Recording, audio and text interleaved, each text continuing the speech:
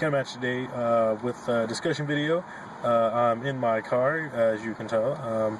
I got a bunch of time to kill because I'm waiting on a friend to get out of class for work, and so just going to be recording a bunch of videos. So if you see that I'm in the same thing in the same place, it's because I recorded a bunch of videos today. First off, just a card discussion based on two cards that I see quite a bit of debate about, and that's going to be Stardust Dragon and Stardust Spark Dragon. Honestly, I believe that whichever one you run is really determinant on what type of deck you're running. If you're running a deck, say, like Lightsworns, that can summon a boss monster, i.e. JD, that blows up the entire field, then you're going to want to run something more like Stardust Spark Dragon. That way it can protect itself and you can keep it on board.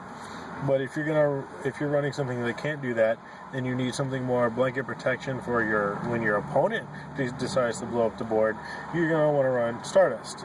So I mean, it's kind of dependent on which one you want to run. I mean, both cards are great cards. Stardust Spark can protect any one card on the field one time that turn, and Stardust Dragon protects the entire board once from destruction once that turn.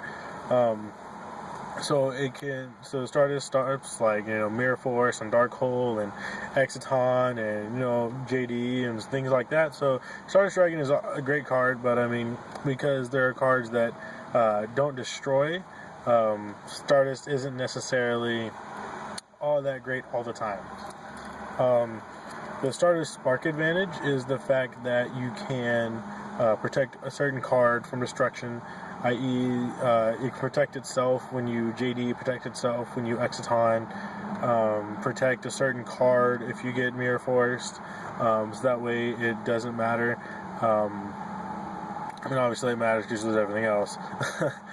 But being able to protect one monster on the board from destruction is I mean, that's really good. But it is only once per turn, just like Stardust, regular Stardust. So I mean, they both have their disadvantages, both have their advantages. And I mean, if your Stardust is in the graveyard and it gets DD Crow, then you lose your Stardust. But I mean, you can't DD Crow your Stardust Spark. So I mean, there's that aspect. But yeah, it's a pretty good discussion, I believe, and let me know in the comment section down below what you think of these two, which you think is better, and which one you run in your deck if you run it. So yeah, it's a Japarican signing out.